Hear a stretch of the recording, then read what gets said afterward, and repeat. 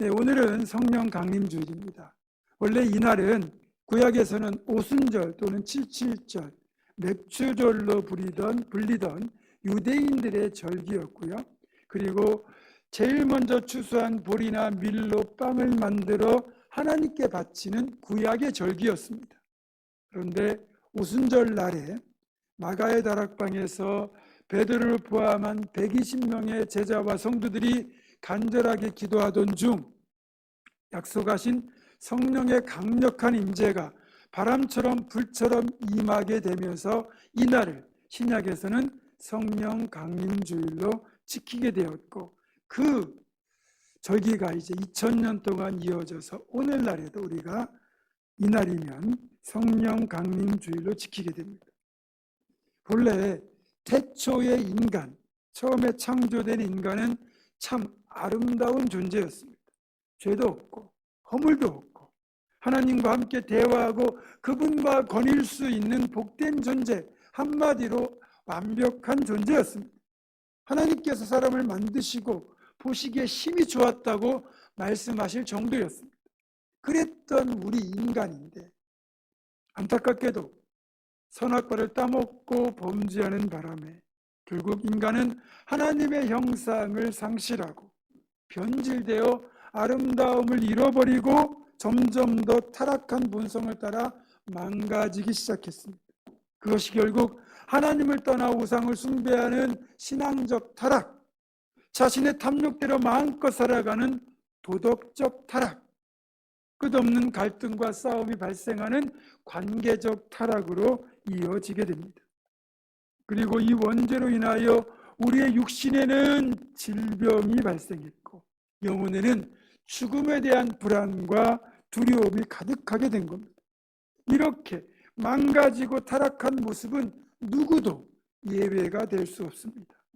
우리 자신도 들여다보면 신앙이나 인격, 성격, 인생, 관계, 건강까지 그 어느 것 하나 온전한 것이 없는 불완전한 존재입니다.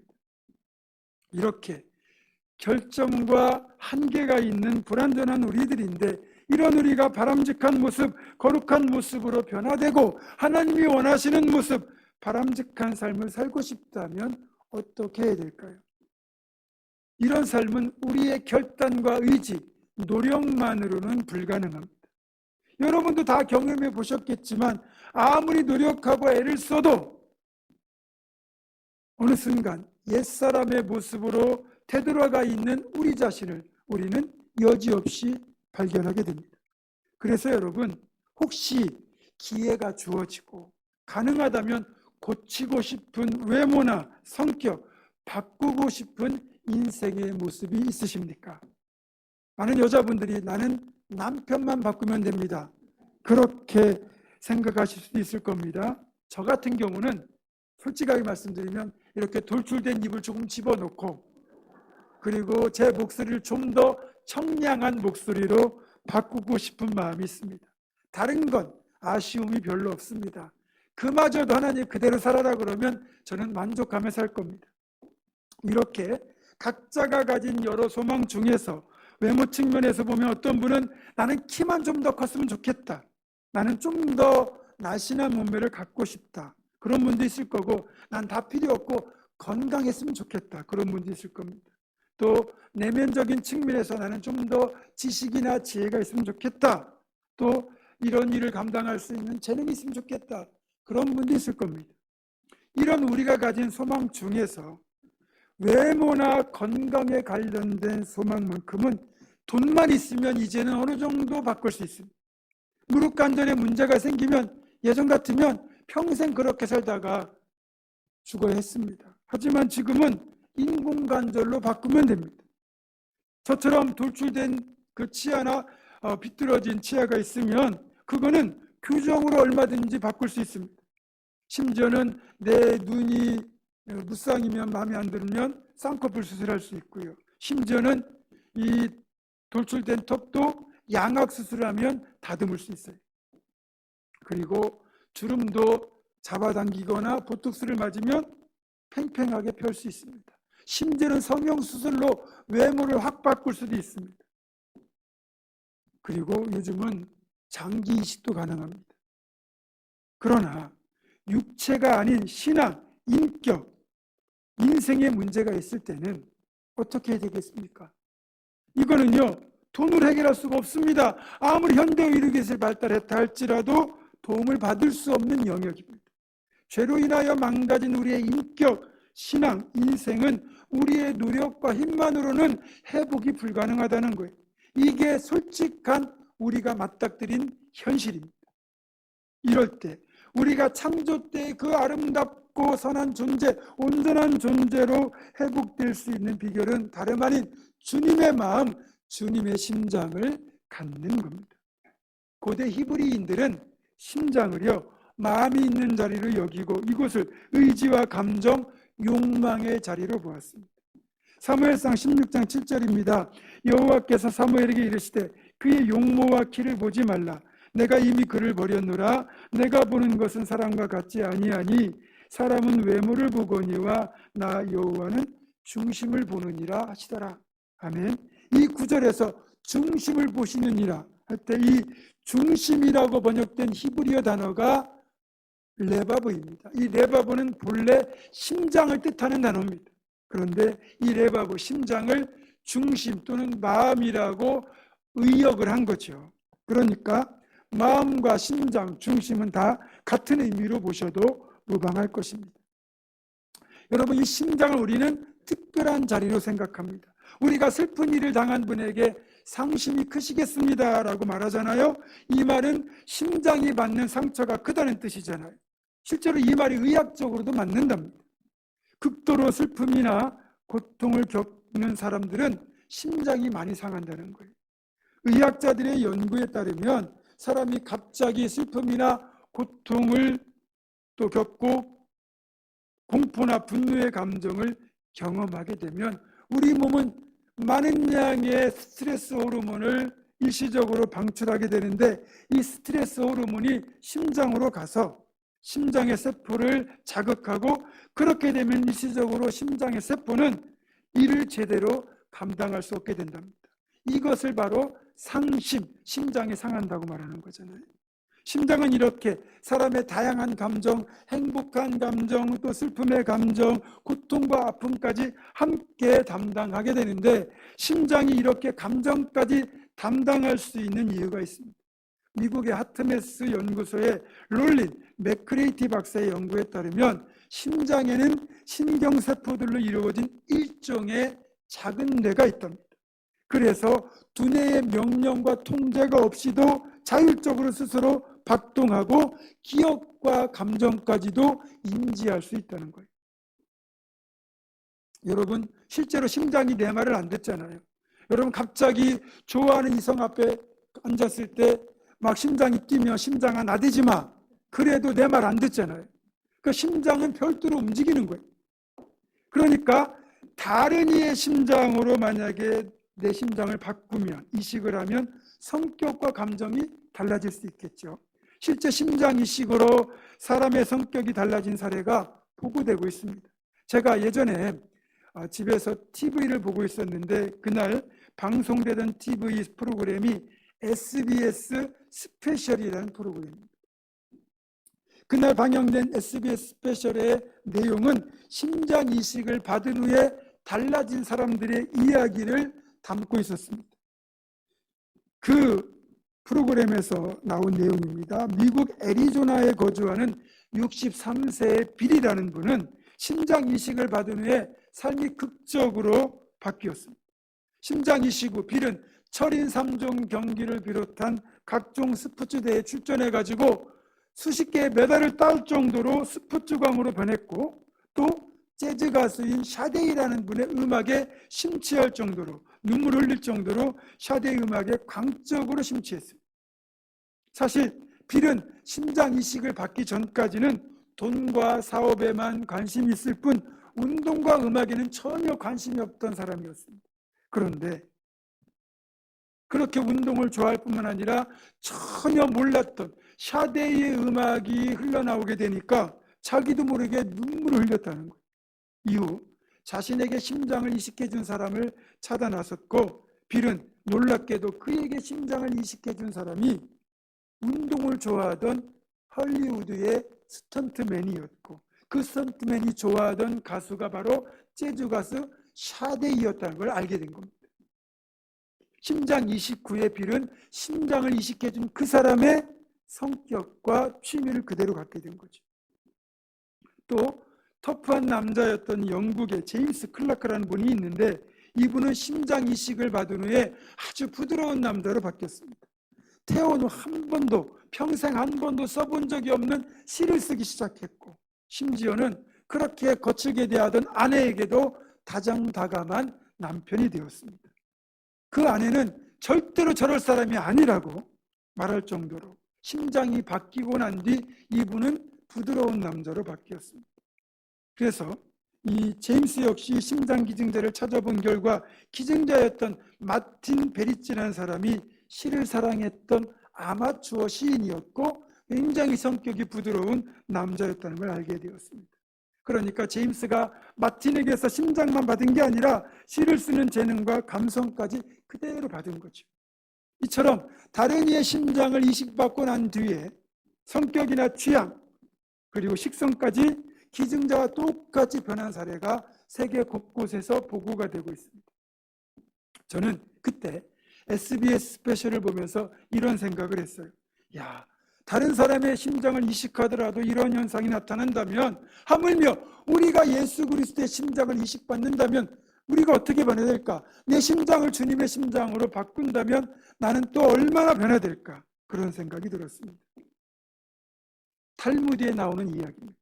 어떤 나라의 왕이 평소 돼지를 무척 좋아해서 그 돼지를 애완동물로 키웠습니다. 돼지를 목욕도 시켜주고 좋은 음식도 먹이고 궁궐의 뜰에 풀어놓고 그렇게 사랑을 베풀었는데 그럼에도 돼지는 여전히 지저분한 곳으로 가서 지저분하게 생활을 한 겁니다. 그걸 보다 못한 왕이 신하들에게 말했습니다. 누구라도 저 돼지를 데려다가 양처럼 온순하게 길들여 놓으면 내가 큰 상을 내리겠다. 그때 한 지혜로운 신하가 왕에게 말했습니다. 저에게 한 달간 말미를 주십시오. 한 달 뒤 결과는 성공적이었습니다. 돼지를 양처럼 온순하게 길들인 겁니다. 왕은 그 신하에게 비결을 물었습니다. 그때 지혜로운 신하가 이렇게 대답했습니다. 양의 심장을 떼어다가 돼지의 심장과 바꾸어 놓았습니다. 여러분, 우리가 주님의 심장을 받는다고 한번 생각해 보십시오. 빌립보서 2장 5절 이렇게 말씀하거든요. 너희 안에 이 마음을 품으라 곧 그리스도 예수의 마음이니. 이거 아까 마음이 심장과 똑같은 단어라고 했잖아요. 너희 안에 이 심장을 품으라, 가지라, 곧 그리스도의 심장이니. 이렇게 받아들일 수 있는 거죠. 주님께서 마태복음 11장 29절에서 그 마음이 어떤 마음인지 알려주셨어요. 나는 마음이 온유하고 겸손하니 나의 멍에를 메고 내게 배우라. 그리하면 너희 마음이 쉼을 얻으리니. 그러니까 우리가 주님의 마음, 주님의 심장을 갖는다는 건 그리스도 우리 예수님의 인격과 성품을 그대로 담게 된다는 뜻 아니겠습니까? 우리가 주님의 심장을 갖게 된다면 그러면 어떤 일이 일어날까요? 그 온유하고 겸손하신 주님의 그 성품 우리가 그대로 담지 않겠습니까? 또 우리를 위하여 하늘 보좌를 버리고 이 땅에 오셔서 자신의 생명까지 내어주신 그 사랑과 희생을 담지 않겠습니까? 또 대속을 이루기 위하여 온갖 모욕과 수치를 감당하시고 끝까지 견뎌내신 그 주님의 인내, 그 참으심을 담지 않겠습니까? 결과적으로 주님의 선하심, 그분의 온전하심, 그분의 아름다움을 담는 존재가 되지 않겠습니까? 빌립보서 1장 8절에서 바울사도는 빌립보 교회 성도들을 향하여 이런 고백을 합니다. 내가 예수 그리스도의 심장으로 너희 무리를 얼마나 사모하는지 하나님이 내 증인이시니라.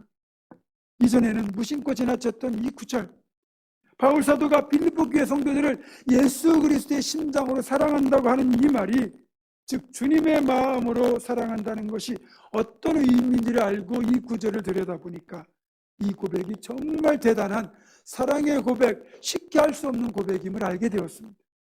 자, 그러면 어떻게 바울사도는 예수 그리스도의 심장으로 빌립보 교회 성도들을 사랑할 수 있었을까요? 그건 바로 바울사도가 성령이 충만했기 때문입니다. 성령이 충만했기 때문에 예수님의 심장으로 사랑할 수 있었던 거예요. 바울 사도뿐만 아니라 오순절 그 성령 충만했던 초대교회 그 아름다운 부흥과 천국 공동체를 이룰 수 있었던 비결도 그들 모두가 성령이 충만했기 때문입니다. 베드로를 포함하여 오늘 우리가 본문에서 읽은 것처럼 마가의 다락방에서 간절하게 기도하던 120명의 제자들과 성도들에게 강력하게 성령이 임재하여 성령 충만하였을 때, 성령이 임재하기 전과 임재한 후에 이들의 모습은 너무나도 확연하게 달랐습니다. 성령의 임재를 통하여 예수 그리스도의 심장을 갖게 된 이들은 정말 놀라운 변화를 겪게 됩니다. 첫 번째는 주님의 담대함을 담게 됩니다. 겁쟁이가 용사가 된다는 말입니다. 제자들을 보세요. 부활의 주님을 직접 목격하고 만났지만 그들은 두려워서 문 밖에도 나가지 못했습니다. 여전히 두려움에 사로잡혀 있었기 때문입니다. 그런데 성령이 충만하게 임했을 때 어떻게 되었습니까? 이들은 예루살렘 광장과 골목으로 뛰쳐나가서 예수 그리스도가 구세주라고 담대하게 복음을 전했습니다. 그리고 얼마 지나지 않아 위기감을 느낀 그 종교 지도자들인 대제사장들과 정치적 실력자들인 이 사내들인 그 사두개인들이 힘을 합해가지고 사내들인 공회에 베드로와 요한을 잡아다 놓고 다시는 예수의 이름으로 전하지 말라고 강력하게 위협을 합니다. 그런데도 베드로와 요한은 사람들 앞에서 하나님 앞에서 너희의 말보다 하나님의 말을 들어야 한다면서 그들의 위협에 담대하게 맞섰습니다. 결국 이들은 베드로와 요한을 굴복시키지 못하고 그저 경고만 하고 석방할 수밖에 없었습니다. 겁쟁이였던, 주님을 3번씩이나 부인했던 그 겁쟁이였던 베드로나 요한을 이렇게 능력 있게 복음을 전하고 담대하게 맞설 수 있었던 그런 용감한 사람으로 바꿨던 비결은 다름 아닌 성령의 충만이었습니다. 우리가 담대하게 복음을 전하려면, 담대하게 이 땅을 살아가려면 성령의 충만이 그래서 필요합니다. 두 번째, 주님의 지혜를 담게 됩니다. 사도행전 4장 13절입니다. 그들이 베드로와 요한이 담대하게 말함을 보고 그들을 본래 학문 없는 범인으로 알았다가 이상히 여기며. 여러분, 베드로와 요한이 그렇게 담대하게 말을 했지만 말만 담대하게 하게 한 것이 아니라 그렇게 신학적 소양을 가지고 유창하게 복음을 설명합니다. 이 사람들은 본래 학문이 없는, 배운 적이 없는 무식한 사람이라고 생각을 했는데 너무나도 유창하게 복음을 전하니까 깜짝 놀라죠. 여러분, 이처럼 성령이 충만하게 임하면 우리에게 일어난 또 다른 일은 바로 우리에게 지혜와 지식이 충만하게 된다는 겁니다. 베드로를 포함한 대부분의 제자들은 그러니까 학교도 가본 적이 없는 갈릴리의 무식한 어부였어요. 그런 제자들이 청산유수처럼 복음을 선포하고 설명하는 신학자가 된 겁니다. 전적으로 성령의 역사에. 나는 배운 것이 부족하다, 나는 아는 것이 없다, 그렇게 생각하는 분들, 성령의 충만하심을 받으면 성령께서 우리에게 지혜를 주시고 전할 말을, 내가 해야 될 말을 입에 넣어주신다는 거예요. 그래서 우리가 성령 충만해야 됩니다. 세 번째, 주님의 능력을 담게 됩니다. 성령 받은 제자들이 그 즉시 거리로 나가 복음을 전하기 시작하는데 배운 적도 없는 외국어로 외국에서 온 디아스포라 유대인들에게 그들의 언어로 복음을 전하고 있었습니다. 또한 제자들을 통하여 병고침과 귀신이 물러가는 축사가 나타나기 시작했습니다.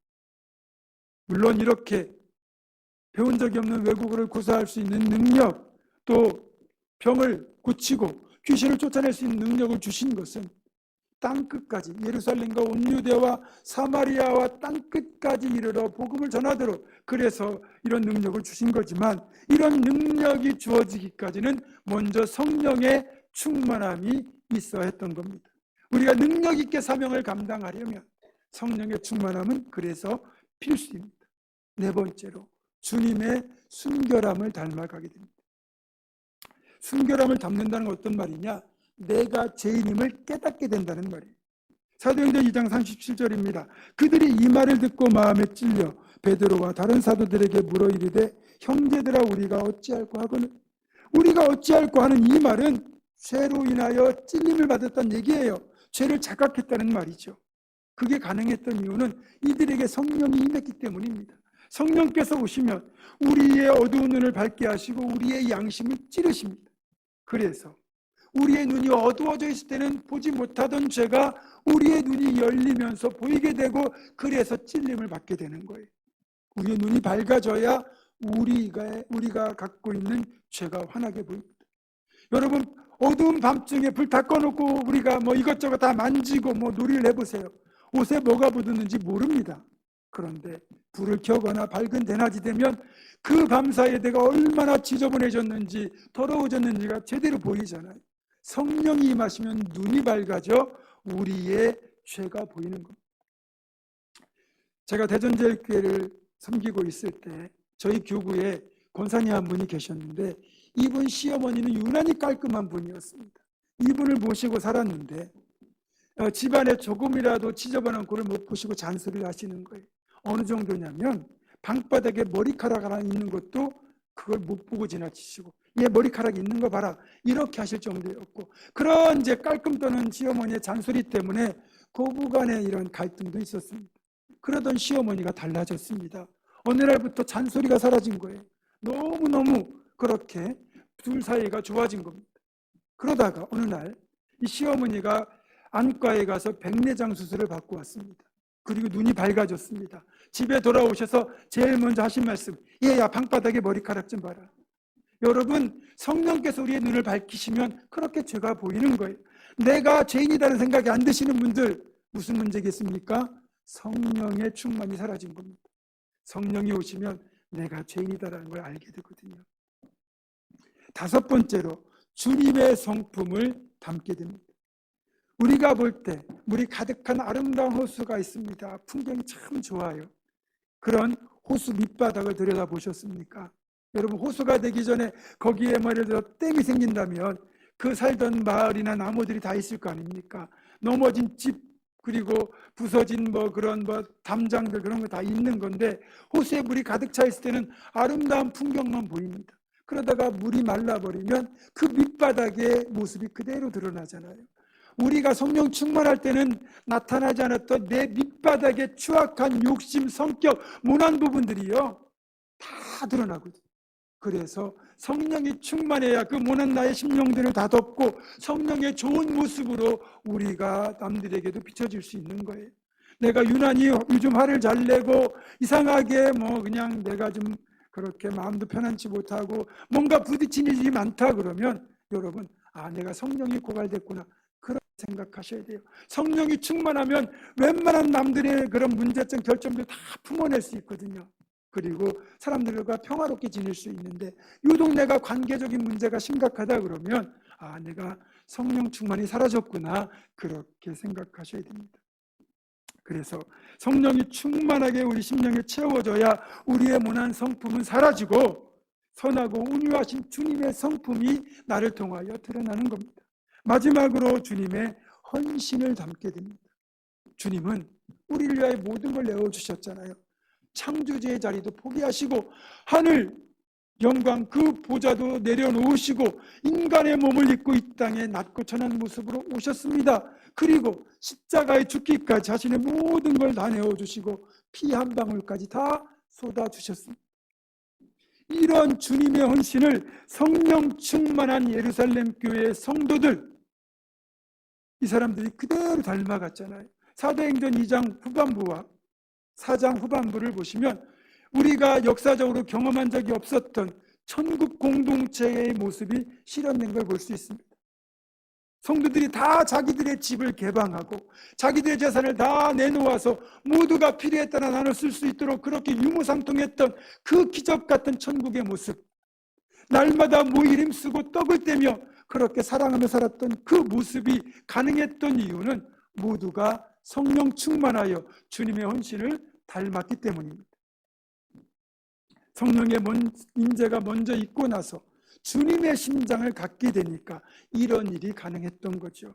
우리는 초대교회 공동체를 그리워합니다. 기도할 때마다, 얘기할 때마다 초대교회 같은 교회가 되게 해달라고 기도합니다. 그러나 그 기도가 이루어지려면 반드시 먼저 우리가 성령 충만해야 되고, 그 성령 충만을 통하여 우리가 주님의 심장을 가질 때 가능한 일인 겁니다. 말씀을 맺습니다. 지금껏 우리가 성령 신앙인으로서 성령 충만할 이유를 말씀드렸습니다. 결론적으로 우리가 성령 충만할 때 주님의 심장을 갖게 될 것이고 주님의 성품과 인격을 닮아가고 주님이 행하셨던 놀라운 일들을 우리도 행할 수 있다는 겁니다.